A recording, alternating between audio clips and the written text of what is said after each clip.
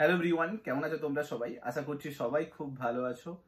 So কাল থেকে একটা নিউজ প্রচুর পরিমাণে টুইটারে ভাইরাল হচ্ছে এবং বিভিন্ন জায়গাতে ভাইরাল হচ্ছে যে জিরো পেও সরকারি চাকরি, এবং তাও আবার কোথাও নয়, পাবলিক সার্ভিস কমিশনের one of the best post বলতে পারো জুনিয়র ইঞ্জিনিয়ারিং এ, যেটা সিভিল ইঞ্জিনিয়ারিং পোস্টে।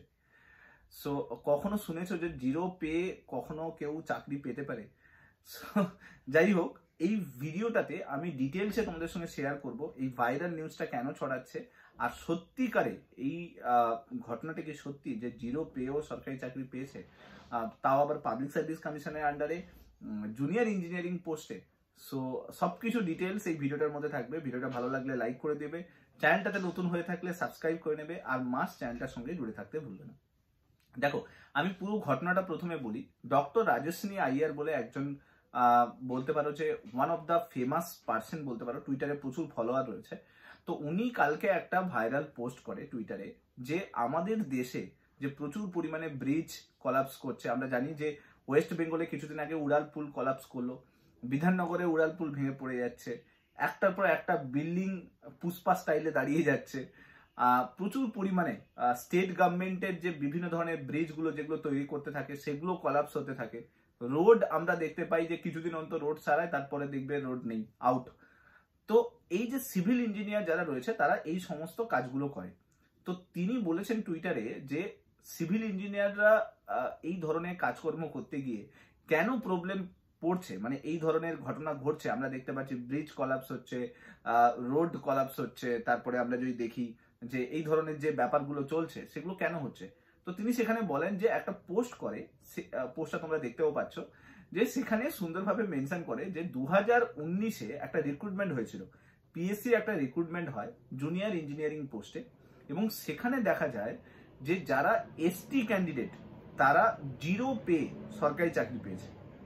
এবং cut off West Bengal PSC থেকে রিলিজ করেছে, যেখানে জেনারেল ক্যাটাগরিতে কাট অফ প্রায় 80-র কাছাকাছি কাট অফ গেছে, এসসি ক্যাটাগরিতে প্রায় 58-র কাছাকাছি কাট অফ গেছে, কিন্তু এসটিতে দেখা যাচ্ছে যে জিরো, এবং ফিজিক্যালি হ্যান্ডিক্যাপ যারা রয়েছে তাদেরও কাট অফ দেখা যাচ্ছে জিরো। তার মানে এরা তো অবভিয়াসলি সিলেক্টেড হয়েছে যারা জিরো পেয়েছে। এবার আমি এটা নিয়ে একটু অবাক হয়ে গেছি। আমি ভাবলাম যে না, এটা নিয়ে একটু ডিটেলসে দেখা যাক সত্যিকারে এরকম অ্যাডভার্টাইজমেন্ট আছে কিনা। এখানে তোমরা দেখতেই পাচ্ছ যে পিএসসি 2019-এ এটার কিন্তু রেজাল্টও বার করেছে জুনিয়র ইঞ্জিনিয়ারিং পোস্টে, এবং সেখানে সিভিল ব্রাঞ্চে আমি দেখতে পাচ্ছি যে এই হচ্ছে কাট অফ, মানে জিরো পেয়ে সত্যিকারে কিন্তু জব পেয়েছে। এখন প্রশ্ন হলো যে যদি এরকম সিচুয়েশন হয়, মানে জিরো পেয়ে যদি কেউ জুনিয়র ইঞ্জিনিয়ারের মতো পোস্টে যায় এবং তারাই পরবর্তীকালে ধরো ব্রিজ বানাবে, সরকারের বিভিন্ন ধরনের রোড বানাবে, সরকারের বিল্ডিং বানাবে, বিভিন্ন গভর্নমেন্ট হসপিটাল বানাবে, গভর্নমেন্ট প্রপার্টিগুলোকে এরাই তো তৈরি করবে, জুনিয়র ইঞ্জিনিয়ার এরাই তো জব পাচ্ছে, এরাই তো পরবর্তীকালে গিয়ে তৈরি করবে। তাহলে তার সিচুয়েশন কি থাকবে? মানে তুমি ভাবো একটা এক্সামে যেখানে একটা জেনারেল ক্যাটাগরি স্টুডেন্ট সে 80 নাম্বার পেয়ে জেনারেল ক্যাটাগরি স্টুডেন্ট সে কোয়ালিফাই করছে, আর সেখানে ওই স্টুডেন্ট এসটি স্টুডেন্ট ও কিন্তু জিরো পাচ্ছে, এবং জিরো পেয়ে কোয়ালিফাইও করে যাচ্ছে, এবং হচ্ছে তোমার সরকারি চাকরিও পেয়ে যাচ্ছে। তাহলে পরবর্তীকালে তারা গিয়ে কি করবে? তো এটাই কিন্তু পুরোটা টুইটারে আসছে এবং টুইটারে প্রচুর পরিমাণে ভাইরাল হচ্ছে। এবং সত্যিকারের কথা, বর্তমান সিচুয়েশন যা দেখতে পাচ্ছি, এখন তুমি দেখো ডক্টরদের সিচুয়েশন, সেখানে টাকা দিয়ে ডক্টর পাস ডাক্তারি পড়ে নিচ্ছে, তারপর একটার পর একটা রুগী মারা যাওয়ার ঘটনা আসছে, সেখানে ডক্টরকে পেটানো হচ্ছে। প্লাস তুমি দেখো সরকারি চাকরিতে গভর্নমেন্ট যেগুলো হায়ার পোস্ট, গ্রুপ এ সার্ভিসের মতো এক্সামগুলোতেও করাপশন পুরো ভরে গেছে। স্কুল সার্ভিস দেখতেই পাচ্ছ অলরেডি কতদিন ধরে সব টানা পেন্ডিং চলছে সবকিছু। রিসেন্টলি ফুড এসআই এর এক্সাম হলো, সেখানেও কিন্তু পুরো করাপশন হয়ে গেছে। তো এই রকম ভাবে যদি চলতে থাকে, আমরা কোন দিকে এগোচ্ছি? আমরা কাদের হাতে পুরো সমস্ত সমাজ ব্যবস্থাকে তুলে দিচ্ছি? যাদের কাছে কোনো নলেজ নেই, শুধুমাত্র করাপশন করে যদি এই ধরনের আসে, তুমি ভাবো তুমি শান্তিতে গাড়িতে করে যাচ্ছ, হঠাৎ করে ব্রিজ কলাপস হয়ে গেছে, একটা বিল্ডিং এর পাশে দাঁড়িয়েছো, বিল্ডিংটা ধপাস করে তোমার মাথার উপরে পড়েছে, একটা ব্রিজের নিচে দাঁড়িয়েছো, ব্রিজ কলাপস করে নিচে পড়ে গেছে, ভেঙে পড়ে গেছে, তো কত মানুষের প্রাণ হারাবে? মানে সিচুয়েশন বোঝো। এই সমস্ত জায়গাতে খুব ট্যালেন্টেড পার্সনদের দরকার, কারণ এরাই তো পরবর্তীকালে সমস্ত কিছুকে লিড করবে, যা বানাবে বলো, কনস্ট্রাকশন থেকে শুরু করে। সেখানে যদি আমি ধরলাম যে অ্যাডমিনিস্ট্রেটিভ পোস্টে করাপশন, তাও আমি মেনে নিলাম, চলো কোনো অসুবিধা নেই, অ্যাডমিনিস্ট্রেটিভ পোস্টে অনেকজন কাজ করে, অনেক ডিপার্টমেন্টের লোকেরা কাজ করে, তো তারা কেউ হেল্প করে দেবে। কিন্তু একটা কথা ভাবো, একটা সিভিল ইঞ্জিনিয়ার তাকে তো ভাই বিল্ডিং বানাতে হবে, তাকে তো ব্রিজ বানাতে হবে। এখন সে কিভাবে করবে? সে তো করাপ্টেড যদি হয়, সে কি করে কনস্ট্রাকশন, তার দেওয়া প্রত্যেকটা কনস্ট্রাকশন তো পুষ্পা স্টাইলে বিল্ডিং গুলোর মতো দাঁড়াবে।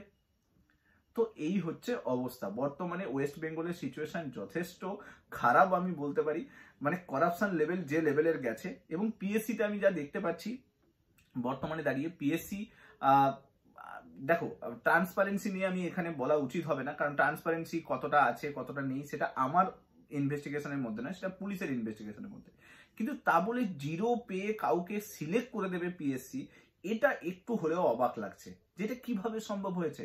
তাও আবার এসটি স্টুডেন্টদের করছিল, ঠিক আছে, এসটিরা পেয়ে গেছে আমি ধরলাম, ফিজিক্যালি হ্যান্ডিক্যাপ যারা রয়েছে তারাও জিরো পেয়ে। তাহলে দুটো ক্যান্ডিডেটে কি কেউ 1 নাম্বারও স্কোর করতে পারেনি? কি করে এটা হতে পারে? অফিসিয়াল কাট অফ জিরো কি করে হতে পারে একটা এক্সামের জন্য, যেখানে এত হার্ডওয়ার্ক চলছে, এত কম্পিটিশন চলছে, যেখানে এত স্টুডেন্ট পড়াশোনা করছে, এত মারামারি চলছে একটা জবের জন্য, সেখানে একটা স্টুডেন্ট জিরো পাচ্ছে। তার মানে আমরা বলতে পারি ওয়েস্ট বেঙ্গলের সিভিল ইঞ্জিনিয়ার কেউ পড়াশোনা করছে না, তারা কেউ এক্সাম দিতে যাচ্ছে না, মানে কম্পিটিশন লেভেল না তৈরি করে, পড়াশোনা না করে, যেখানে জেনারেল ক্যাটাগরিতে 80 নম্বর পর্যন্ত স্কোর করে নিচ্ছে, সেখানে একটা এসটি স্টুডেন্ট, একটা physically handicap student 1 number score করতে পারছে না, জিরোতেই সিলেক্ট হতে হচ্ছে। এটা কেমন, মানে কি ব্যাপারটা কি? তো যাই হোক, এটাই হচ্ছে বেসিক্যালি ভাইরাল পোস্টটা এসেছিল।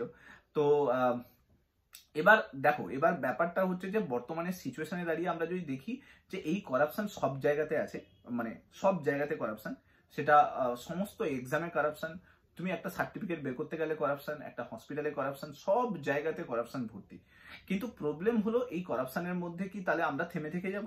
না, আমার মনে হয় যে করাপশন চলতেই থাকবে এই দুনিয়াতে, এই করাপশন সারা জীবন ধরে চলবে। তোমার সময় আছে, তোমার ছেলের সময় থাকবে, তার পরের সময় থাকবে, চলতেই থাকবে।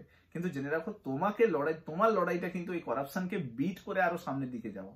এটা নয় যে ওই দুনিয়াতে দুর্নীতি হচ্ছে, তুমি ওই দুর্নীতির মধ্যে পড়ে থাকলে আর তুমি নিজে বসে থাকলে, পড়াশোনা করলে না, কিছু করলে না, সব বন্ধ বন্ধ করে বসে থাকলে, তাতে কিন্তু কিচ্ছু রেজাল্ট আসবে না। দুর্নীতি চলতেই থাকবে, দুর্নীতি বন্ধ করা সম্ভব নয়, এটা একটা অনগোয়িং প্রসেস, যাতে বহু জন কানেক্টেড আছে।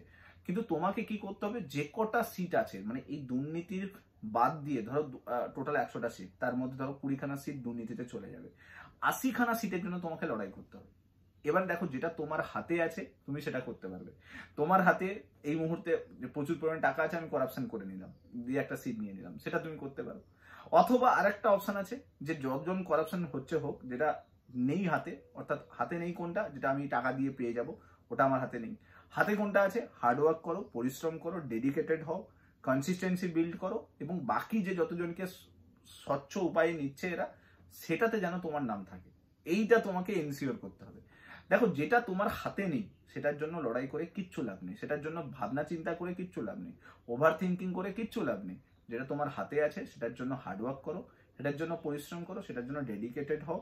এটা তুমি যদি ভাবো যে আমি আন্দোলন করে সব বন্ধ করে দেবো, সব করাপশন বন্ধ করে দেবো, সবকিছু বন্ধ করে, হবে না। তুমি যতই করে নাও, এই যে সিচুয়েশন হয়ে রয়েছে না, ভেতর থেকে, কোর থেকে সব চলে গেছে, নষ্ট হয়ে গেছে। তাই আমি বলবো, যেটা তোমার হাতে আছে সেটার জন্য খাটো, সেটাতে ডেডিকেটেড হও, সেটাতে পড়াশোনা করো, আরো বেটার হয়েতে কনসিস্টেন্সি বিল্ড করো। আর তুমি যদি করো তাহলে কিন্তু 100% হবে। ঠিক আছে? এই হচ্ছে ব্যাপার। তোমার ওপিনিয়ন কমেন্টে জানিও। Thank you so much. এই ভিডিওটাকে পারলে শেয়ার করে দাও সমস্ত জায়গাতে। নেক্সট ভিডিও তোমার সঙ্গে আবার দেখা হচ্ছে। ঠিক দেন, বাই বাই।